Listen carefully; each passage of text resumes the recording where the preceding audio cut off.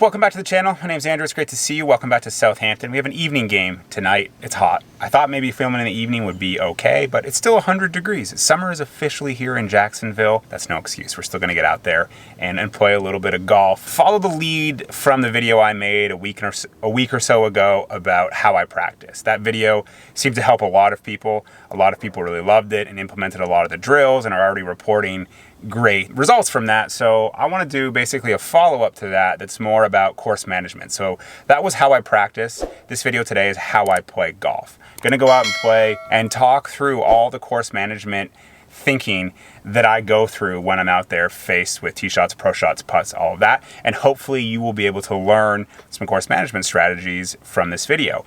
And when I'm done golfing, I've got a huge prize announcement I want to share with you. We've just crossed 25,000 subscribers on the channel. It's unbelievable. The hard work is starting to pay off. I can't thank each and every one of you enough. So I want to give something back to you awesome viewers. I've got a huge prize pack that I'm going to give away to one lucky viewer, and you're going to find out how to enter when we get off the golf course. So let's go have a hit.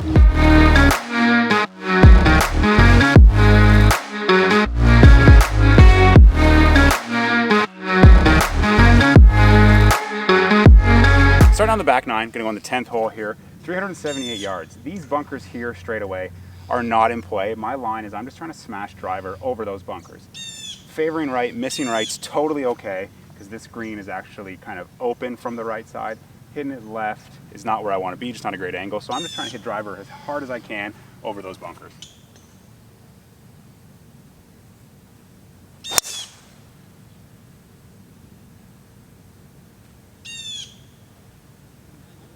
Not my best there, got that one kind of high and spinny, but missed it out to the right. The bunkers are just right here. I've got 98 yards to that pin, but like I said, the right miss is okay because it really opens this green up. I've got really nothing in my way. Little bit of wind into my face, so I'm just gonna chip a 54 degree, just sort of keep it down and keep the spin down. Full lob wedge would get high and have a lot of spin.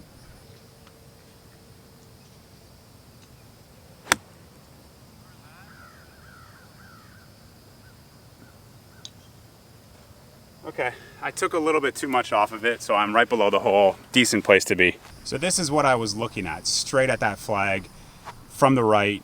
You've got nothing in your way. Like I said back there, I just took a little bit too much off of it, hit it about 10 yards short. Being below the hole is always my objective here. It's a much easier putt than if I was long right or long left. So now I don't have an ideal birdie putt, but I've got an uphill 20-some footer for birdie. One thing I do with all of my putts is I pace them off just to get a feel for exactly what the number is.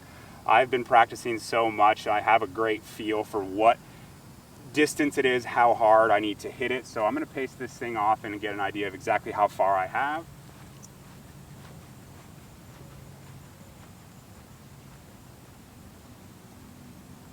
The 12 paces, so 36 feet uphill into the grain. This is one that I can be aggressive with, but not overly aggressive, because if I run it 4 feet by, it's just a trickier par putt.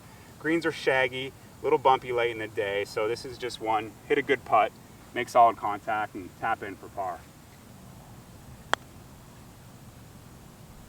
You can see how much it's bobbling, but it's right below the hole, easy par. 11th hole, 401 on the card, a little into the wind. No wind, I can really take it over that bunker with ease and have about 100 yards into this hole, but because we're a little bit into the wind, I don't need to get too aggressive, so I'm just going to take something a little right of the bunker, and if I pull it, I'll still cover the bunker, but I'm basically taking the left trees out of play, and I can't hit it through the fairway on that line.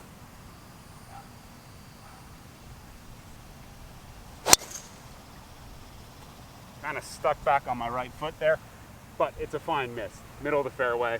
So I've got 137, but you can see, had enough to cover the bunker and didn't have enough to get in there. And obviously if I fared it way right, I was still okay.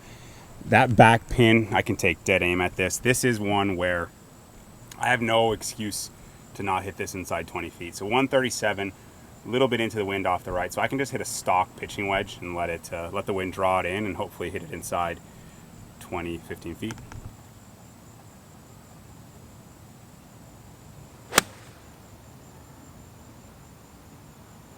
Dead pin high, just got a little steep and pulled it. I was actually short of pin high. That wind took a little bit off of it when I could have hit it a lot more full. Let's see how far we have.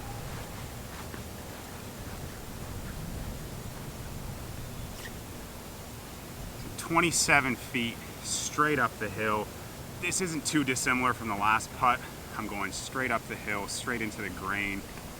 It could move either way, so this is one that I would just play straight and hope I get a good roll out of it this time of day. It just kind of leaked that way on me. I had a feeling that might have been the case, but didn't trust it. If this were a tournament, sure, par start, but to really attack a golf course, that 10th hole is certainly one where you need to hit a really good drive and then just hit a close wedge and ideally make birdie at least half the time. And then same thing here, good drive, wedge. So this is a 2-hole stretch where I should be 1 under par if I were trying to, you know, be competitive, but right now we're even par. But the key is now not to like push because it wasn't a tight start. The key is to just let the birdies come. So we have a par 3 and then a reachable par 5. So first things first, focus on the par 3. 176 to a front pin. Wind tends to swirl a little bit in this corner. So what I do is I look at the lake. I just want to see which way the water is moving on the lake, and I trust that to be what the wind is doing. So it looks like the wind is basically kind of like this. So not enough help to hit an 8-iron. So it is kind of an in-between club shot. So I'm gonna have to choke down a 7-iron. And where that pin is, best place to be is where he's putting from. Obviously left is no good because you're in the bunker, and then the green slopes to the flag. Right is an easier up and down than left. So this is one where I could probably aim right at the flag. And if the wind pushes it a little right, great. If not, fine. And I have up until 180 to be safe. So that's why I would go with 7-iron versus 8-iron. If I hit this thing a little long, there's a lot of green behind that flag, so it's not the end of the world. So I just have to choke down and really trust this and keep the body and arms in sync.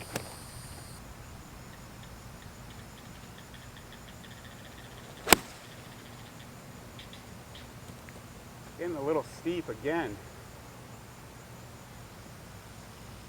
Pin high, just a couple feet right of the green. Not a good shot, but it's a good miss. That's a perfect situation where taking a little bit more club was a smarter play, because if I mishit it like I did, I've still got enough to get to the pin, and pin high is a great place to be. Whereas if I hit that 8-iron and really tried to smash it and mishit it on that exact line, I'd be short right and I have a much harder up and down. So that was a great example of when taking a little bit more club was the best option. And that's why you look at, okay, what's behind the flag? So a front pin, there's chances are there's room up until the middle of the green. So that was in the back of my mind as to why I picked that club versus the 8-iron. Like I said, perfect leave. I'm chipping straight up the hill into the grain. This is a very chip-inable shot, but it's one where I just need to make good contact and let the ball do what it needs to do on the green, because chipping into the grain on the green, a little mishit could really ruin a lot. Like it could just stop or skim through. So this is just making good contact, but I'm looking at this one pretty aggressively, thinking I can have a good chance of chipping it in. Just kicked up a little bit with the grain, but still a pretty good leave below the hole, 3 feet into the grain. Not upset with that. 3 feet, I should say 2 feet. 1.5 actually.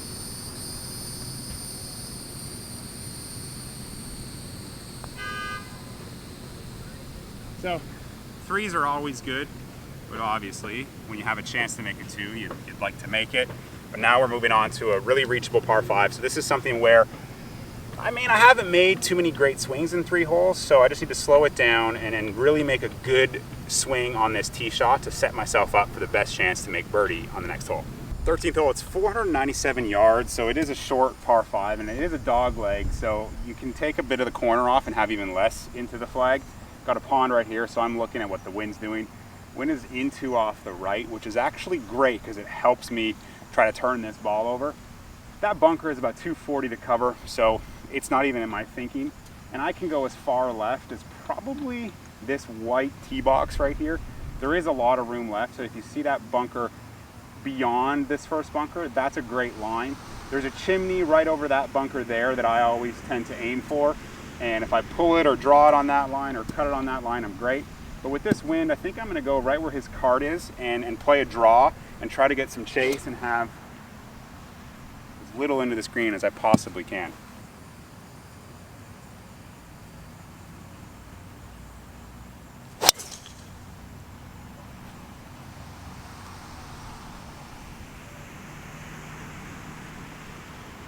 Okay, so I hit a good drive there. I've got 215 to that flag. It's a very shallow green, so I want to make sure I at least get it to the green. It's 203 to cover that bunker. That's all I want. Everything over that bunker will kick forward, so it could kick off the green back, but it's not a hard up and down. So 215, a little downhill lie. I'm taking dead aim with a 5-iron and just want to make sure I stay basically on the right side of this green so I have the easiest potential putt or up and down for birdie.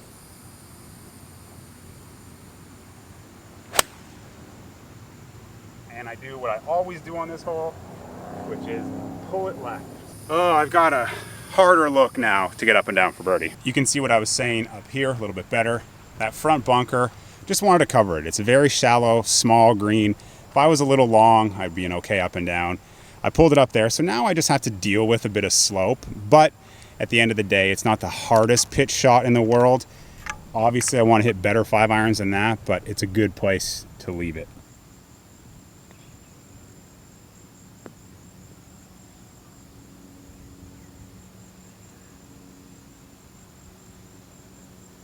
Pleased with that shot. There's a little patch here where the grain was actually into me, and that's where it landed, so that's why it spun as much as it did, because everything this way was down grain. Thought it would chase just a little bit more.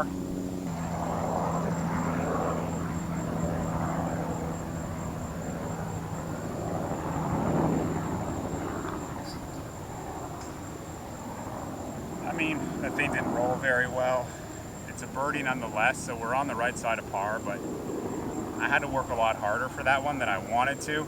But you can see 4 holes, I've really only made one pretty solid swing, so this is something where I'm just gonna have to keep managing it for the next 5 holes to finish this 9 out, not take on any undue risks, and hopefully find a bit of a groove somewhere in these next 5 holes, which then, if this were an 18-hole round, I could translate into the rest of the round. Because I mean, getting off to a slow start with your swing isn't the end of the world if you're managing to maintain your score where it should be.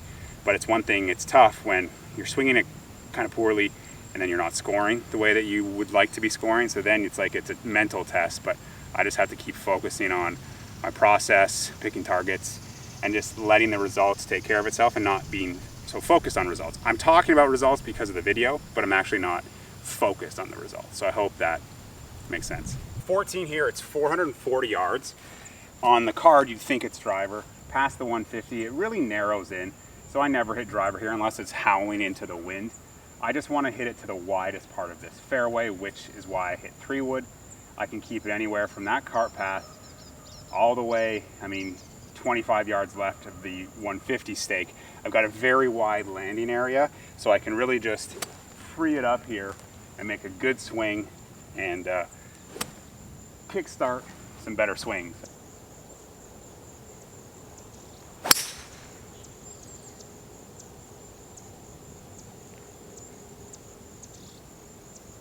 That's why I hit 3-wood, because if I had hit driver on that line, I would be in the hazard. You can see there's the 150. That's what I was telling you about. If I had hit that thing any further left, I would have been in the crap. If I'd hit driver, I probably would have chased into that as well. So that's why 3-wood was the club. A little bit of wind helping. I've got 159 to the back flag, and I'm going to go with pitching wedge. Pitching wedge is my 142 to 144 club, and I'll tell you why I'm going with it. This Bermuda can be a little bit jumpy, a little bit downwind, so this could go anywhere from 150 to 152. Back pin, I don't want to be long, so that's why I'm going to air short. I'd rather be 40 feet short than potentially fly this green with a jumpy 9-iron.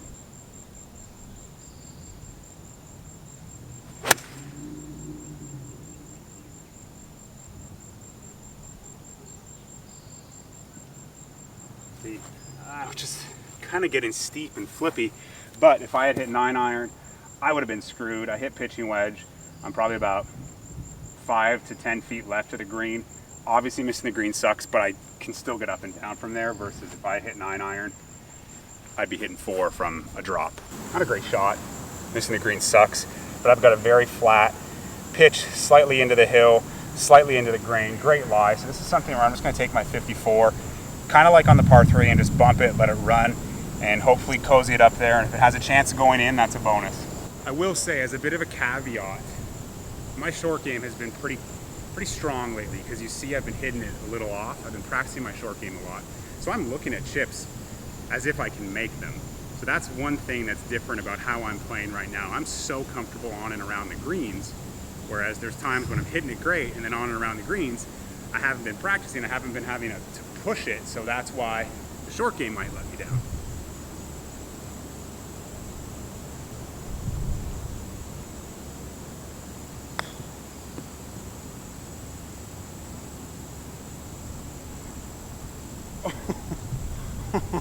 Oh my gosh, how did that miss? It's wild. I feel like I can chip almost anything in right now. It's a very good feeling. I just wish I felt that good about my golf swing. Yeah, I'm not on the golf course anymore. Those dark clouds, they opened up. Thunder, lightning, storming ensued. Oh, and channel. This is Maple.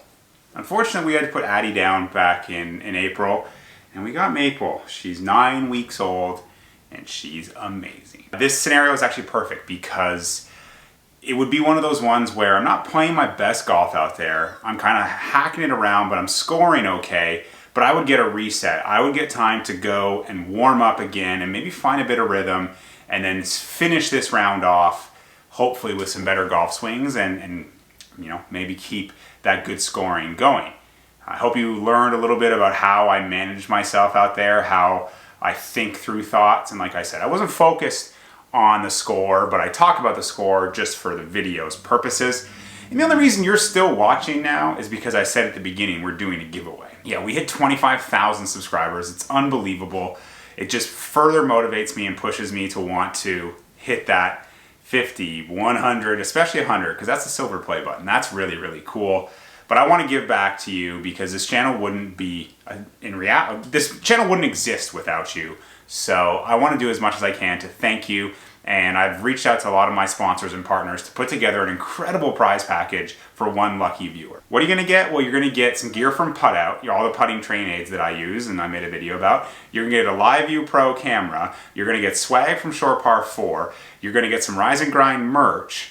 You're going to get some Hilux. It's an electrolyte vitamin water that I drink. You're going to get a couple cases of that. And you're also going to get a lawnmower 3.0 from Manscaped. Pretty cool kit. It's about $1,000 worth of prizes that one lucky viewer is going to get. And how do you enter it? Well, I just want you to comment below when you subscribe, when you think you subscribed, what video was it? Just give me a bit of a time frame so I can kind of connect, you know, when people have showed up to the channel. It's going to be a random comment generator that selects this winner. There's no favoritism to like longer subscriber versus more recent subscriber. So just comment below when you join the channel and I will post here on the community page, probably on Instagram and all that when I select a winner. So yeah, I hope you enjoyed this video. I hope you learned from it. Good luck in the giveaway. We'll see you in the next video. Peace.